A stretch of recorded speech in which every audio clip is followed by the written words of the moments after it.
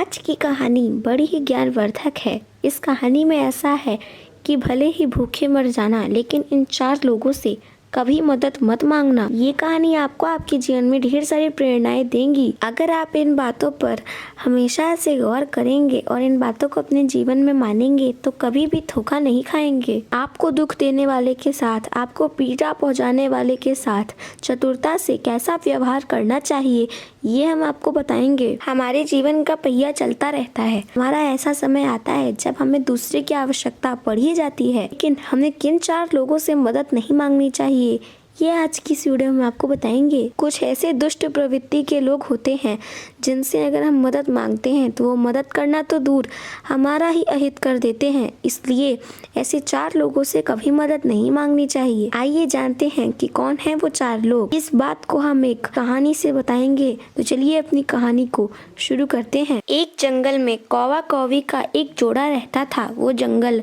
सूखा पड़ चुका था। एक तरह से वह जंगल नष्ट हो चुका था। उस जंगल में खाने पीने की कोई चीज नहीं बची थी। लगभग सारे जानवर उस जंगल से जा चुके थे। बस वो कौवा कौवी का जोड़ा और कुछ और थोड़े जानवर उसमें रहते थे। कौवा कौवी का जोड़ा भोजन की तलाश करता रहता, लेकिन उन्हें कहीं भी भोजन नहीं मिलता। वह 4-4 दिन तक भूखे ही रह जाते और उन्हें भोजन कहीं मिलता ही नहीं। भूखे रहने के कारण उनकी स्थिति बड़ी ही दयनीय हो गई थी। ऐसे ही एक दिन वह एक पेड़ की डाली पर बैठे हुए थे। उसी समय एक शिकारी कुत्ता अपने मुंह में एक मांस का टुकड़ा दबाए हुए उसी वृक्ष के नीचे आ गया जिस वृक्ष पर कौवा और कौवी का जोड़ा बैठा हुआ था। कौवी ने उस शिकारी कुत्ते से मदद की गुहार लगाई और कहा कि अगर आप अपने मांस के टुकड़े से थोड़ा सा मांस मुझे दे दें तो आपका बहुत भला होगा। कुत्ते ने उस कौवी की बात सुनकर कहा कि ठीक है, मैं तुम्हें मेरे मांस के टुकड़े में से आधे मांस का टुकड़ा दे दूंगा।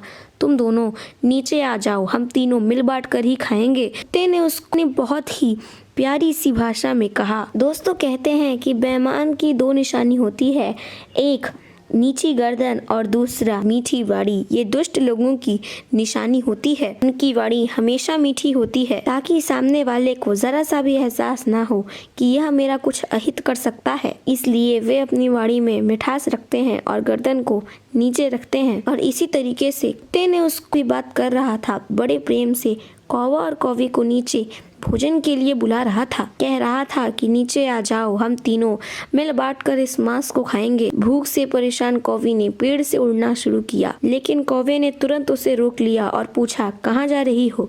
कौवी ने कहा कि आप देख नहीं रहे, वो हमें भोजन के लिए बुला रहा है। हम कितने भूखे हैं, मैं उसके पास भोजन करने जा रही हूँ। कौवे ने उससे रुक जाने के लिए कहा। वह शिकारी कुत्ता है, शिकार करके खाना उसकी आदत है। उसके पास जो मांस का टुकड़ा है वो पहले खाए या ना खाए, लेकिन हम दोनों को वो पहले जरूर खाएगा। कौवे ने कहा कि इन लोगों की प्रवृत्ति ही ऐसी होती है।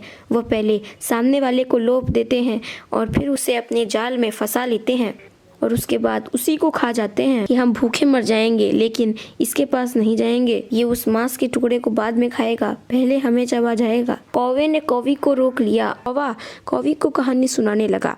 अब आप भी इस कहानी को ध्यान से सुनिएगा। कौवा ने कहा कि एक जंगल में मैना का जोड़ा रहता था। बड़ी खुशी से उनका गुजारा चल रहा था, लेकिन उनका घोंसला जिस वृक्ष पर था उसी वृक्ष के नीचे एक काला सांप आ गया। मैना जब अपने अंडे देती तब वह काला सांप अपने बिल से निकलता और पेड़ पर बने घोंसले पर चढ़ जाता और उसके अंडों को खा जाता। ये सिलसिला काफी समय तक चलता रहा। मैना बहुत परेशान हो गई थी। वो रोती थी, रुदन मचाती थी, लेकिन कुछ कर नहीं सकती थी। वो जब भी अंडे देती, सांप अपने बिल से निकलकर पेड़ पर चढ़कर उन अंडों को खा जाता। जब कभी सांप को अंडे के बारे में नहीं पता चलता तो जब उस अंडे से बच्चे निकलते तो वो उन बच्चों को खा जाता। इस तरह से वह मैना के वंश को खत्म करने लगा। मैना का वंश ही रुक गया। एक दिन मैना डाल पर बैठकर सिसक सिसक कर रो रही थी और उसे रोते हुए एक तोते ने देख लिया।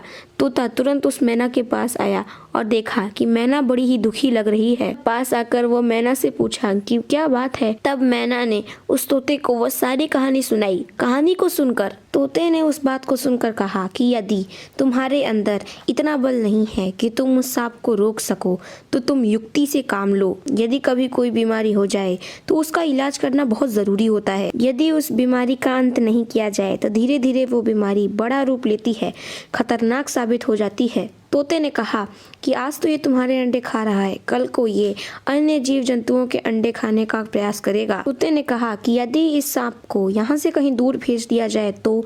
मैना ने कहा ये दूर तो चला जाएगा परंतु वहाँ जाने के बाद भी ये अन्य पक्षियों के अंडे खाएगा। तोते ने कहा कि अच्छा। तोता इधर उधर सोचने लगा, अपना दिमाग चलाने लगा और कहा कि यदि इस सांप को खत्म कर दिया जाए तो। मैना ने कहा कि यदि यह सांप खत्म हो जाता है तो बहुत ही अच्छी बात है क्योंकि इसके दुष्कृत्य से सभी पशु पक्षी बच जाएंगे। मैना ने कहा परंतु हम इसे मारेंगे कैसे।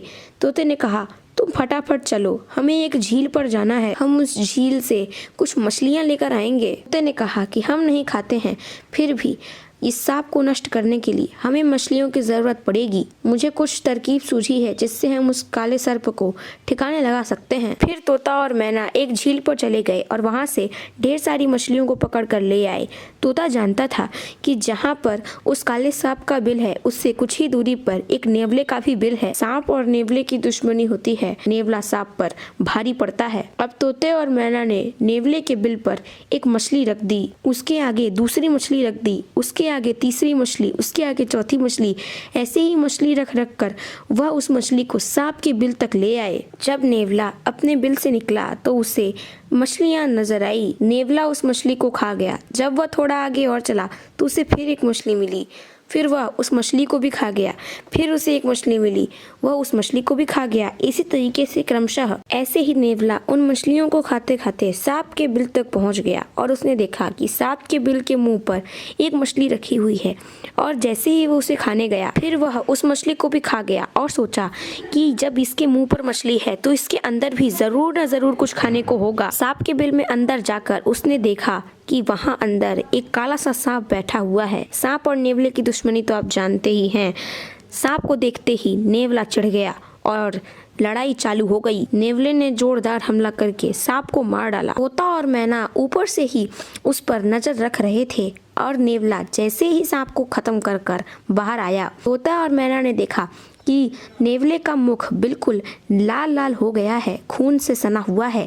तब वह दोनों समझ गए कि अब सांप का काम तमाम हो चुका है। जब नेवले ने तोते और मैने को देखा तो वह उसे धन्यवाद कर रहे थे। इस तरीके से सांप का खात्मा हुआ। आगे फिर कौवा कौवी को कहने लगा कि इसी तरीके से उस सांप का खात्मा हुआ। दुष्ट के साथ दुष्टता का ही व्यवहार करना चाहिए। अपनी शक्ति कम पड़ जाए तो युक्ति से काम लेना चाहिए। फिर वह कहने लगा ऐसे ही 4 लोगों से कभी मदद की गुहार नहीं लगानी चाहिए। वह बताने लगा जो आपका दुश्मन हो, अगर आप अपने दुश्मन से मदद की गुहार लगाते हैं तो वह कभी आपकी मदद नहीं करेगा। अपने दुश्मन से कभी मदद की गुहार नहीं लगानी चाहिए क्योंकि वह उल्टा आपका अहित ही करना चाहेगा, इसलिए अपने दुश्मन से हमेशा बच कर रहिए। दूसरा, जो खुद ही मदद की तलाश में हो, ऐसे व्यक्ति से अगर आप मदद मांगेंगे तो वह कभी आपकी मदद कर ही नहीं पाएगा क्योंकि वह खुद ही मदद की गुहार में लगा है। तीसरा, जो व्यक्ति अंधकार से घिरा हुआ होता है, अंधकार से घिरा हुआ व्यक्ति कठिनाइयों में बंधा होता है। चौथा, जो नशे में मत वाला हो, जो नशे में डूबा हुआ हो, अगर आप उनसे मदद मांगेंगे तो उसकी मदद पाकर भी आप किसी परेशानी में फंस सकते